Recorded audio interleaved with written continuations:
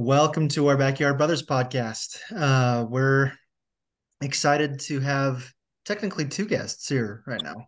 But we'll have the one who can speak introduce himself here, but the other one is for um, display only. It looks like right now, but uh, but we're excited to have Annie on this podcast as well. And it looks like she's fairly fascinated what's going on over here too. So, um, Yeah, she's got big eyes. yeah. So, Nathan, why don't you introduce yourself, some of your sports interests, and did Cody pass on the invitation to come up with a memory for us? Yeah, he did. Okay, He did. So, great. so my name is Nathan Grace. I've been a friend of Cody's for a very long time, but grew up with in the same area as all three of the brothers on the podcast. So, so I've known the Hanson family for a very long time. Uh, Cody knows I'm a big fan of NASCAR, and so he asked if I could come on the podcast and share a little bit about my love of NASCAR and also some of the answer some questions. So that's kind of why I'm here today. So to kind of share a memory, or I guess some other NASCAR is not really the only sport I'm into. I'm a big fan of football. Me and Cody talk about football quite a lot and do fantasy football together in the same league. And so I'm a big 49ers fan. My dad's a 49ers fan, and so we're love the 49ers much to Cody's dislike. But it's the best team to cheer for. So we're So um we're also my family's a big baseball family. That's my dad's biggest, he watches every single Angels baseball game growing up, and our whole family, we're all Angels fans. When I was younger, I decided for a while I was going to cheer for the Packers as my football team because I was born in Wisconsin when I was little. We left there, so I don't even remember it. But my dad told me I could change football teams, but if I ever started cheering for anyone other than the Angels, I'd be disowned. So, so that's our family's big baseball fans. So that's a little bit about my sports background and what my interests are. But as far as the NASCAR memory, I'll share kind of a more recent one. So it was during the 2000, I think it was the 2020 season. Um, so when I got back into NASCAR, my driver that I cheered for growing up as a kid, he retired, I think 2015, 2016, around that time frame. And so I kind of stopped watching NASCAR around that time frame. I also left on a church service mission around that time. So just kind of those two things combined, when I got back home, I wasn't really interested in it anymore. But then I had a coworker when I was in college that was a big NASCAR fan, and it kind of got me back into the sport. And so at that point, I had to pick a new driver, which is kind of a weird thing that, most sports fans don't really have to deal with picking a new team every, 20, 30 years when you don't have teams that just retire. And so I ended up picking a guy by the name of William Byron, who he's a young guy. When I started watching, it was his sophomore, so to speak, his sophomore season. And, he wasn't his rookie year, but it was his second year in the sport. So he hadn't won a race yet when I started watching.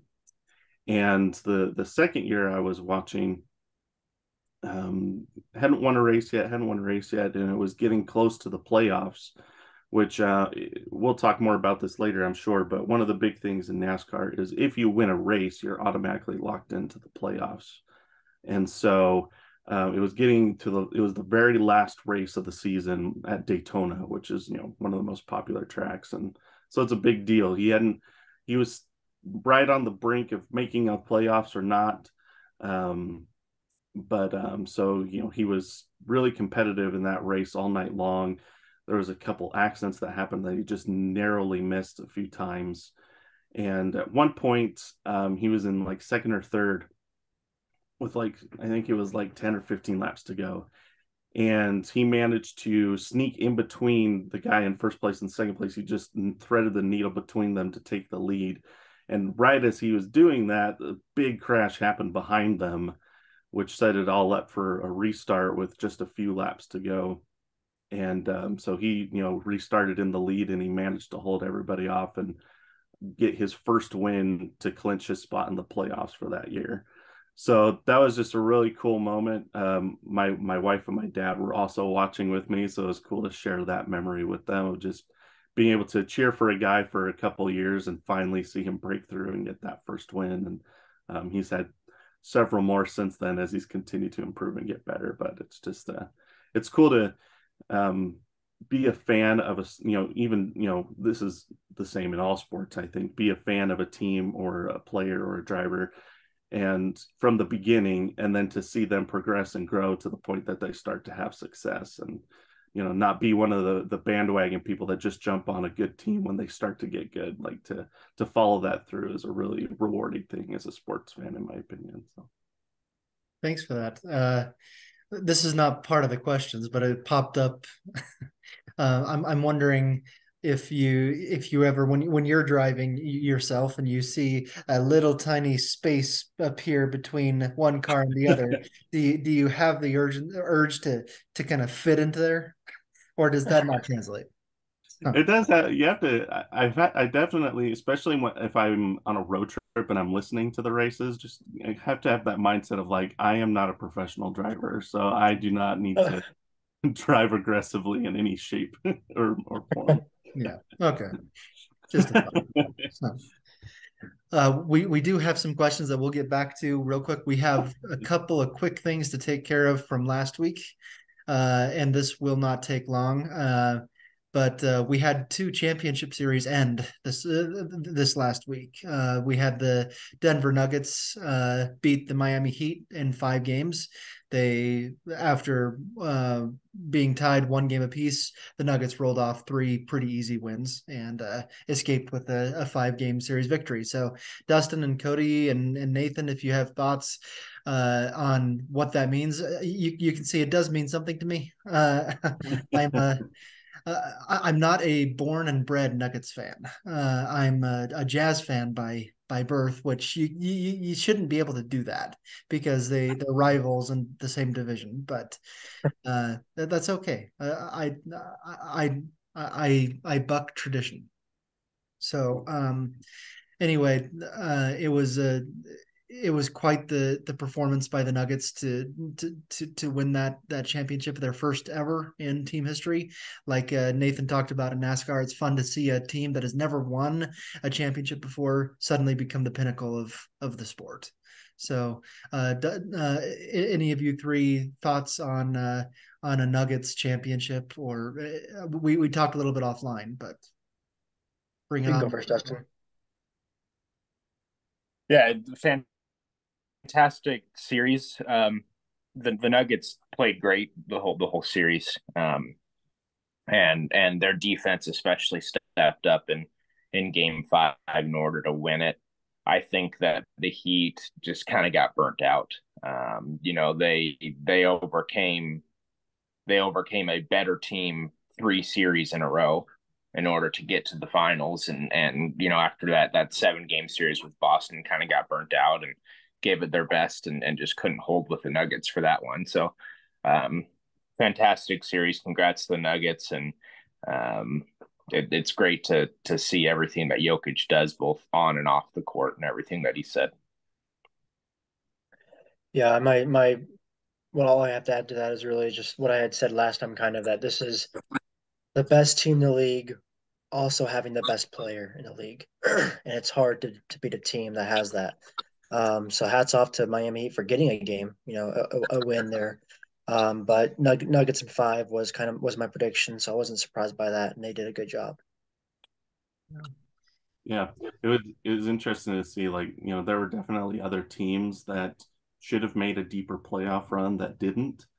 And Denver was really the only team that was expected to do well and did pretty much without a doubt make it all the way. It was pretty, they they showed no sign of weakness the entire playoff run. So Yeah, that's true.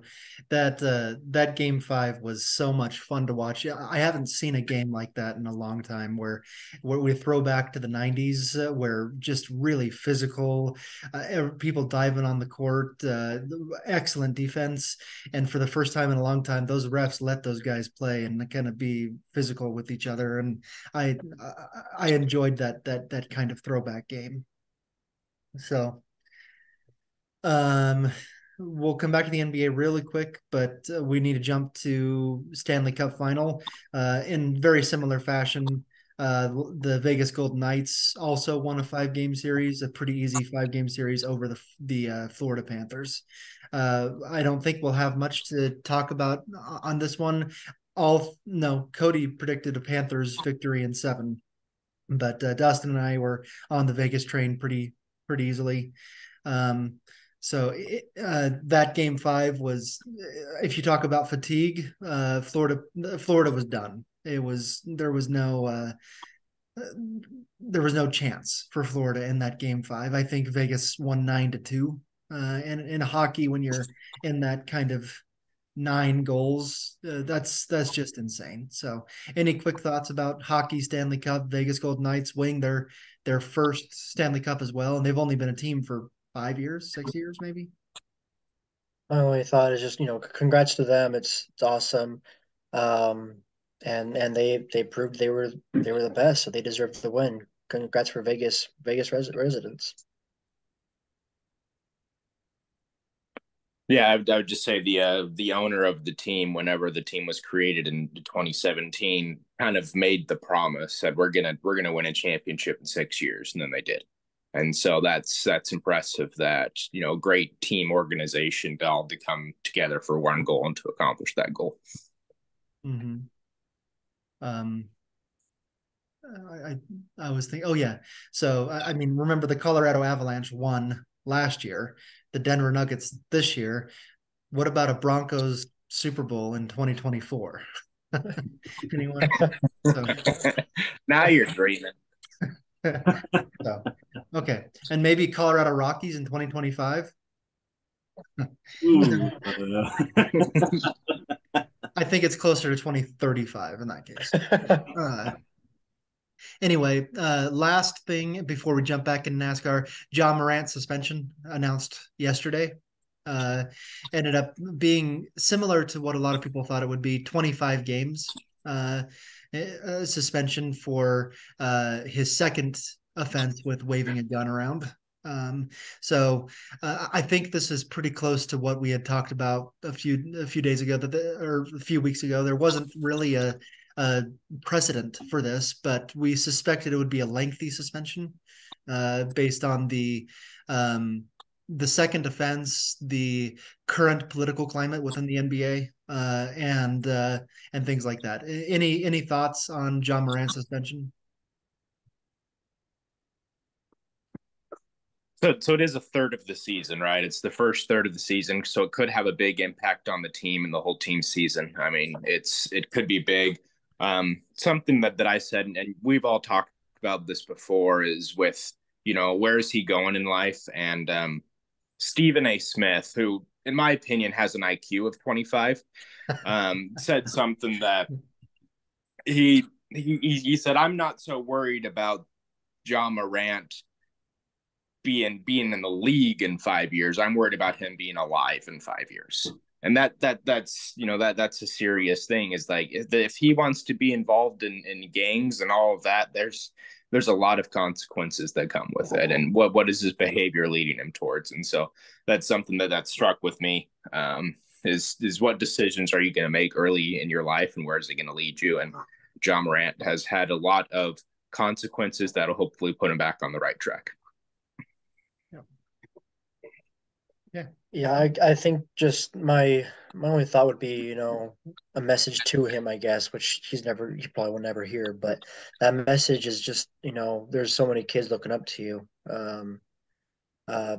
with him and where he is and all that he's done for the league and everything, and he just needs to just start thinking about your decisions and consequences that can come after that, because like you said, Dustin, there's consequences that maybe we'll leave him not alive anymore. Who knows? But for himself, for the league, and for all those kids who look up to him, start making some better decisions. Okay, we are back to NASCAR now, and I believe we have a total of 7 questions. 3 from Cody, 2 each from Dustin and I. So, Cody, why don't you start, and then we'll just kind of round robin it. Yeah. So this is so my first question for you. I know a lot of people have felt this way. So I'm curious on what your stance is, and what everyone would say who likes NASCAR. So some people would argue that NASCAR is not a sport. They would argue that the drivers are not considered athletes. Um, and I would say sometimes they might have a valid point. I'd be curious on what is your rebuttal to that? What would you say? Yeah, so I had a feeling this question would come up because Cody, I think you and I have had this discussion before, and it is an interesting thing because I think for people that don't watch NASCAR and they may think about it in the sense of, well, yeah, if I go on a road trip, I drive for 8, 9, 10 hours a day, no big deal. And so that's just kind of the mindset that some people have of like, yeah, driving, I drive all the time, whatever.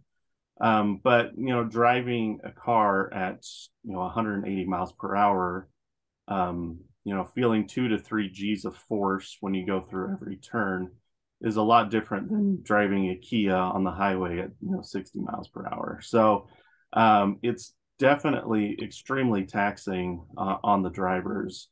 And it's not as visible as other sports where you see the players on the court, you see the players on the field.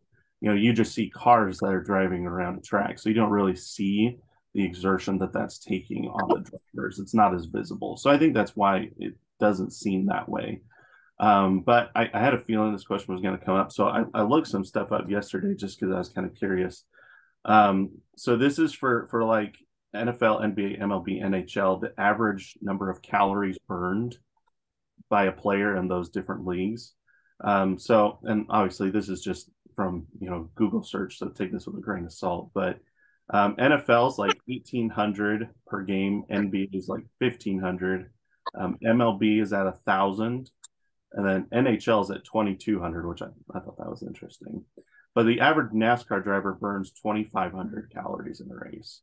So, and part of that is due to the fact that the cars are very, very hot. And like, so, between the engine and, the cars can get up to 140 degrees in the cockpit. So, granted, some of that is they're just sweating calories because of how hot it is in the car.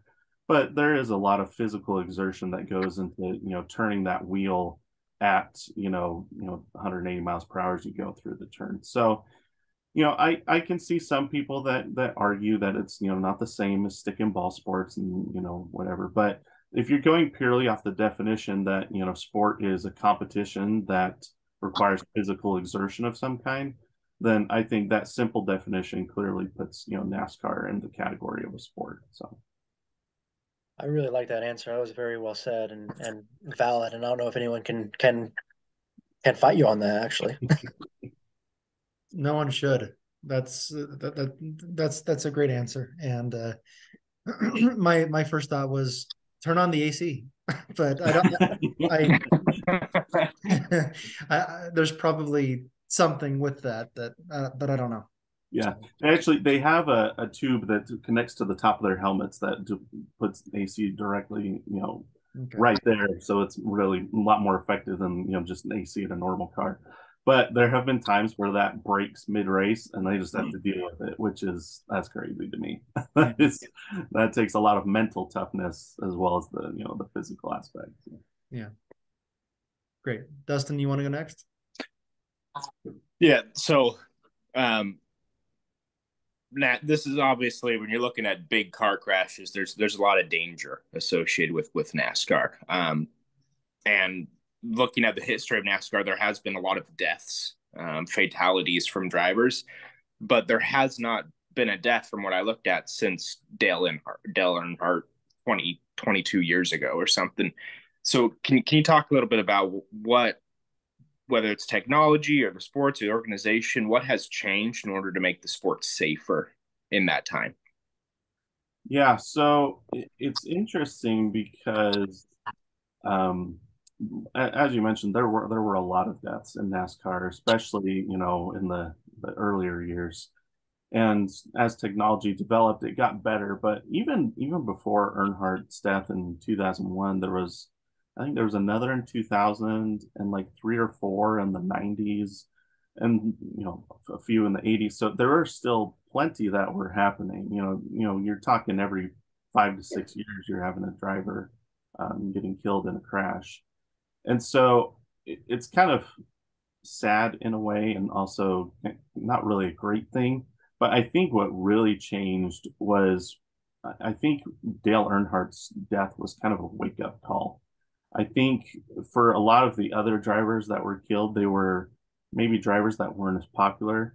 And like I said, this is terrible thinking, but I think it just was that some were not as popular. But then when your most popular driver in the sport was killed by a crash, I think not only the drivers and the officials, but also the fans were just kind of awakened to what was actually happening.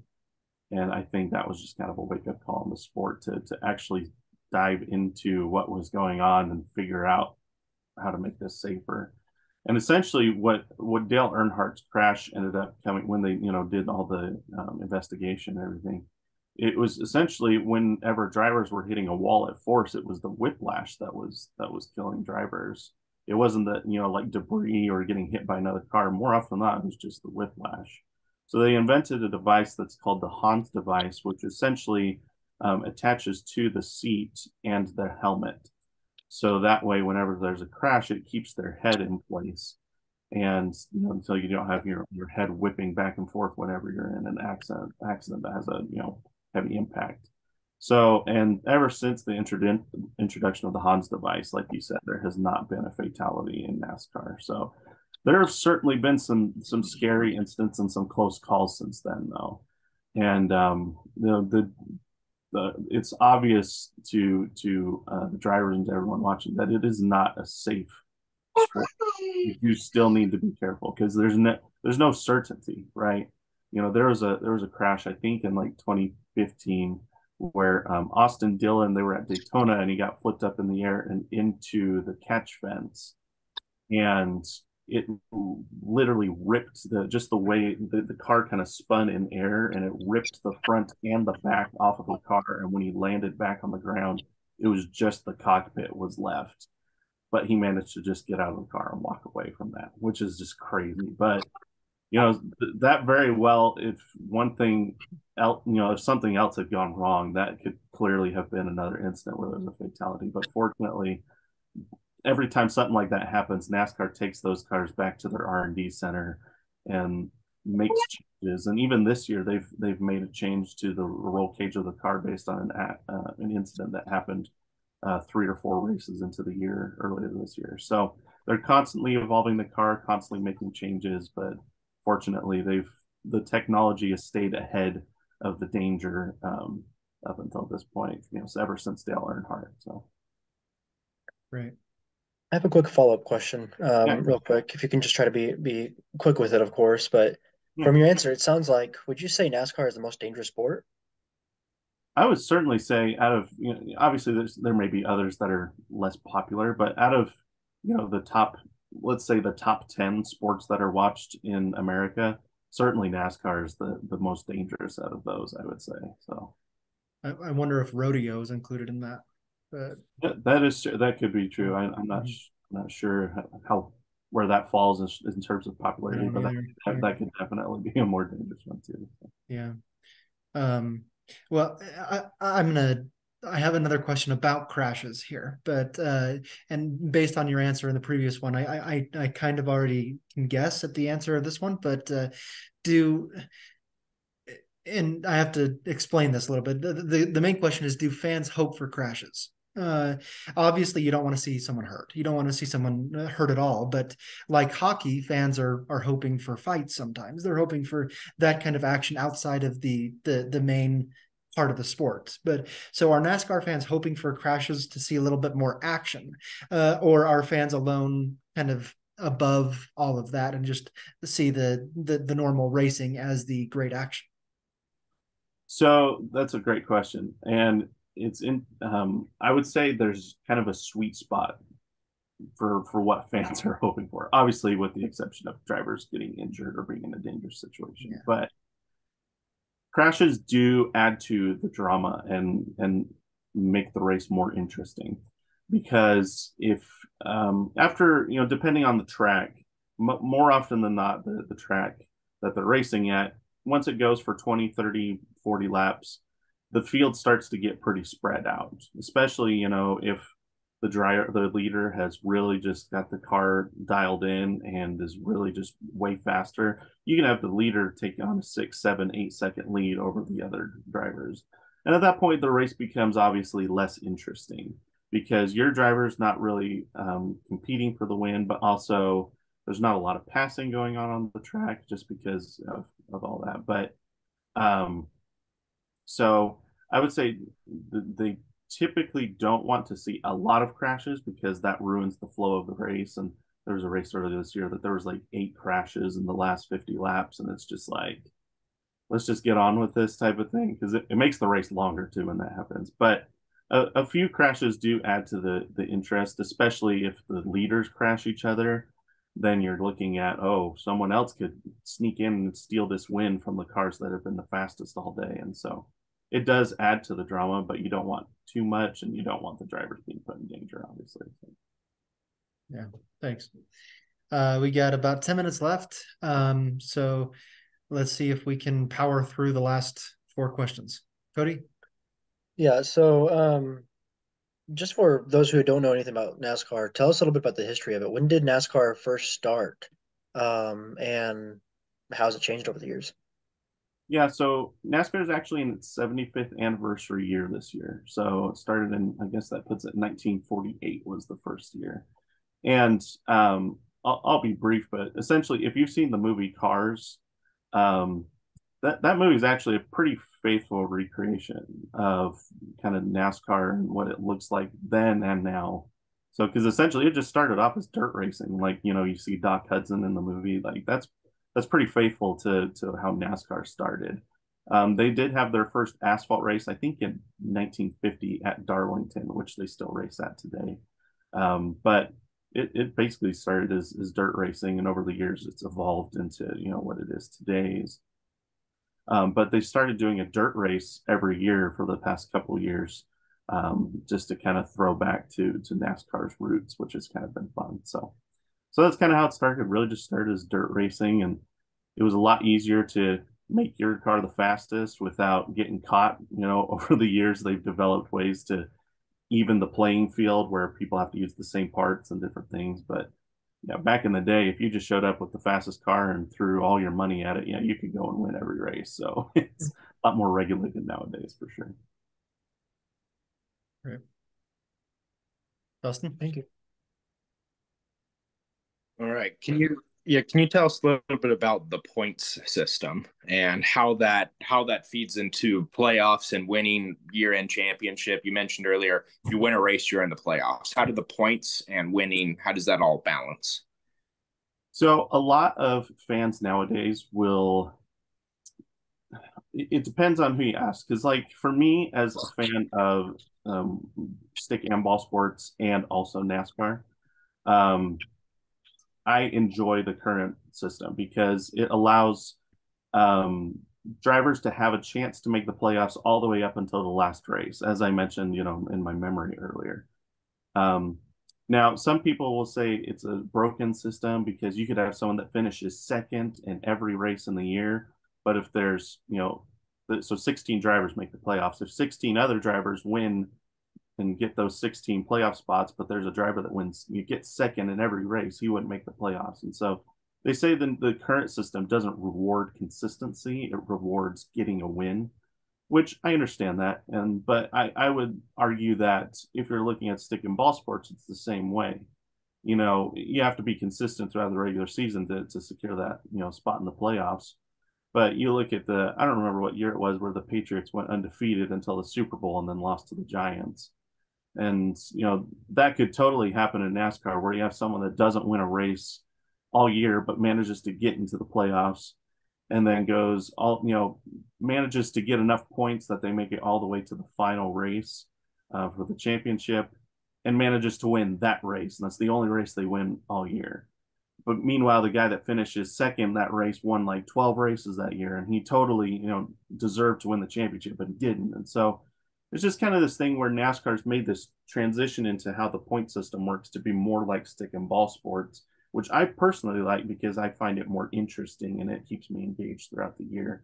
Whereas there's other people that prefer the old system, but the old system, you could have a driver win the championship 3 or 4 races before the season ended just because they got so far ahead in points. So some of the old NASCAR fans hate the new system. For me personally, I enjoy it because I'm a big fan of stick and ball sports, and it's more similar to what those sports have to offer. It makes it more entertaining, in my opinion. So. Great. I like that change too. So the most fascinating piece of it for me has always been the pit crew. So what does it take to be a member of the pit crew? Their speed, their ability to do the maintenance as quick as they do is so impressive. And so, what kind of training goes into that, and how would someone become that? Yeah, pit crews are fascinating because it's not just about the technical know-how of how the cars work and how to perform maintenance and make repairs to the car, but you also have to have the physical capabilities to do it as quickly as possible.